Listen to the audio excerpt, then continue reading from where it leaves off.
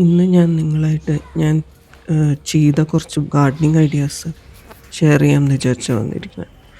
ഇതെൻ്റെ എൻട്രൻസിൽ തന്നെയുള്ളൊരു ചെറി പ്ലാന്റാണ്. ഞാൻ സ്ഥിരം കാണിക്കാറുള്ളതാണ്. അതിൽ കുറച്ച് ചെറീസ് ഉണ്ടായിട്ടുണ്ട്.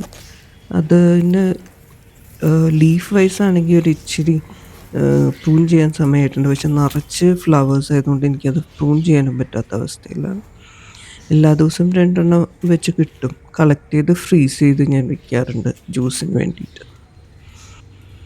ഇതതിൻ്റെ ഓപ്പോസിറ്റ് ഞാൻ ഇപ്പം സെറ്റ് ചെയ്തിട്ടുള്ള റോസ് ഗാർഡനാണ്. അതെല്ലാം സെറ്റാകുമ്പോൾ ഞാൻ അതിനെക്കുറിച്ച് സംസാരിക്കാം. ഇത് ഒരു കോർണറിലുള്ള മെക്സിക്കൻ ഫ്ലെയിം വൈനാണ്. ഇതിൻ്റെ ലീവ്സ് നല്ല ഡാർക്ക് ഗ്രീൻ കളർ, ഒരു ബ്രൗണിഷ് കളറും കൂടി ചേർന്നൊരു കളറാണ്. നല്ല കാട് പോലെ വളരും. വൈൽഡ് ക്യാരക്ടർ കുറച്ചുള്ളതാണ്. അപ്പോൾ ഒരു ഏരിയ കവർ ചെയ്യാൻ നമുക്ക് യൂസ് ചെയ്യാൻ പറ്റിയൊരു പ്ലാന്റാണ്. ഞാൻ ആ കോർണറിൽ ഗ്രീൻ ആക്കാൻ വേണ്ടി യൂസ് ചെയ്തിരിക്കുന്ന ഒരു പ്ലാന്റാണ് അത്. അപ്പോൾ ഡാർക്ക് ഗ്രീൻ കളറും അതിൽ നിറയെ ഫ്ലവേഴ്സും വരുമ്പോഴത്തേക്കും അത് കാണാൻ നല്ല ഭംഗിയായിരിക്കും. അതിൻ്റെ അടുത്തുള്ളത് നാഗവെറ്റില എന്ന് പറഞ്ഞൊരു മെഡിസിനൽ പ്ലാന്റാണ്. ഇത് ഞാൻ പ്ലാന്റ് ചെയ്തിരിക്കുന്നത് ഞാൻ മുസംബി നട്ടിരിക്കുന്ന പോട്ടിലാണ്. അപ്പോൾ ആ ഒരു വൃത്തികേടും അതും ഗ്രീനായി മാറും. പ്ലോട്ടിൻ്റെ ഒരു ഭംഗിയില്ലായ്മയും. ഇത് വേറൊരു കോർണറിൽ ഞാൻ വെച്ചിരിക്കുന്ന ഫ്രേസർ ഐലൻഡ് എന്ന് പറഞ്ഞൊരു ഫ്ലവറിങ് ക്രീപ്പറാണ്. അത് 3-4 വർഷമായിട്ട് എൻ്റെ കയ്യിലുണ്ട്. പക്ഷേ ഇതുവരെയായിട്ടും ഫ്ലവർ ചെയ്തിട്ടില്ല. അപ്പോൾ താഴത്ത് തന്നെ വളർത്തണോണ്ടോ ആണോ എന്ന് അറിയാത്തതുകൊണ്ട് ഞാനത് ടെറസിലേക്ക് കയറ്റിയിരുന്നേ. ഇപ്പോൾ ഇത് അതിൻ്റെ തൊട്ടിപ്പുറത്തുള്ള ഒരു മണിമുല്ല കോർണറായിരുന്നു. പക്ഷേ ഇപ്പം മണിമുല്ല പൂവിട്ട് ഒരു ക്ഷീണത്തിൽ നിൽക്കണമായിരുന്നുകൊണ്ട് കാണാൻ വലിയ വൃത്തിയില്ല. അപ്പോൾ അതൊന്ന് പ്രൂൺ ചെയ്യണം. ഈ ചട്ടിയിലിരിക്കുന്നത് ലെമൺ വൈനാണ്. അതൊന്ന് ക്ലിയർ ചെയ്യണം. പിന്നെ ഇതെല്ലാം ഹൈഡ്രാഞ്ചിയസാണ്. അപ്പോൾ അത് ഇച്ചിരി വലുതായി വരുമ്പോഴത്തേക്കും ആ കോർണർ കാണാൻ ഒരു വൃത്തിയുണ്ടാവും. പിന്നെ ഇത് ഞാൻ മതിലിൽ പടർത്തുന്ന ഒരു സ്റ്റോൺ വെച്ച് ക്ലാഡ് ചെയ്തേക്കുന്ന മതിലിൽ ഞാൻ പടർത്തുന്നൊരു ഫ്ലെയിം വൈനാണ്. അതിൽ നമുക്കിവിടെ പൂവുണ്ടാവില്ലെന്നാണ് പറയുന്നത്.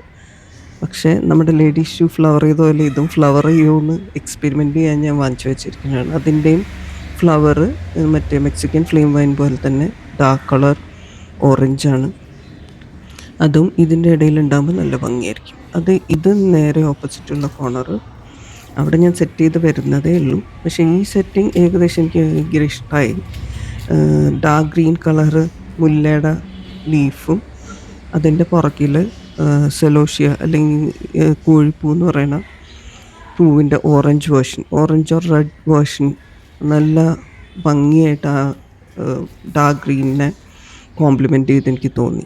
അതേമാതിരി തന്നെ ഈ സെലോഷ്യയുടെ ഫസ്റ്റ് ഇത് വിരിയുമ്പോൾ അല്ലെങ്കിൽ പൂവുണ്ടാകുമ്പോൾ ഒരു ലൈറ്റ് ഓറഞ്ച് കളറായിരിക്കും. Very light orange. ഇത് കണ്ടോ, ഇതേപോലെ ഒരു ചെറിയ ഓറഞ്ച് കളറായിരിക്കും. പിന്നീട് അത് കുറച്ച് ദിവസം കഴിയുമ്പോഴത്തേക്കും ഒരു കുറച്ചും കൂടി ഡാർക്ക് ഓറഞ്ച് കളറ് വരും. അത് കഴിഞ്ഞ് കുറച്ച് ദിവസം കൂടി കഴിയുമ്പോൾ ഡാർക്കർ റെഡ് കളറിലേക്ക് വന്നിട്ട്, അപ്പോൾ എല്ലാത്തിൻ്റെയും ഒരു combination green, light orange, dark orange and dark red, അതിൻ്റെ ഒരു കോമ്പിനേഷൻ വരുമ്പോഴത്തേക്കും ആ സൈഡിൽ നോക്കുമ്പോൾ ഡാർക്ക് ഗ്രീൻ പ്ലസ് ഈ ഓറഞ്ചസ് ആൻഡ് റെഡിൻ്റെ ഒരു കോമ്പിനേഷൻ നല്ല ഭംഗിയായിട്ട് തോന്നും. ഇത് എൻട്രൻസിലാണ് ചെയ്തിരിക്കുന്നത്. അതിൻ്റെ ഇപ്പുറത്തെ സൈഡിൽ നിന്ന് നോക്കുമ്പോൾ ലൈറ്റ് ഗ്രീൻ കളറ് ജബോട്ടിക്കാബയാണ്. മരമുന്തിരി എന്ന് പറയുന്ന പ്ലാന്റാണ്. സബാറ എന്നാണ്. അതിൻ്റെ കൂടെയും ഇത് പെയർ ചെയ്യുമ്പോൾ light green colour, light orange colour, dark orange colour and dark red colour, ഈ ഒരു കോമ്പിനേഷൻ വരുമ്പോഴത്തേക്കും ആ സൈഡ് നല്ല ഭംഗിയായിരിക്കുന്നതാണ്. ഇത് ഞാൻ എൻട്രൻസിലാണ് സെറ്റ് ചെയ്തിരിക്കുന്നത്. കാണാൻ നല്ല വൃത്തിയാണ്. അതിൻ്റെ നേരെ ഓപ്പോസിറ്റായിട്ടാണ് ഞാൻ വാളിൽ ഇതും പടർത്തിയിരിക്കുന്നത്, ഈ ഫ്ലെയിം വൈൻ.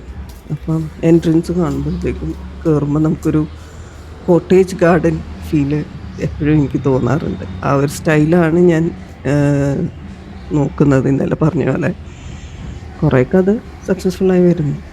കാണാം നമുക്ക്.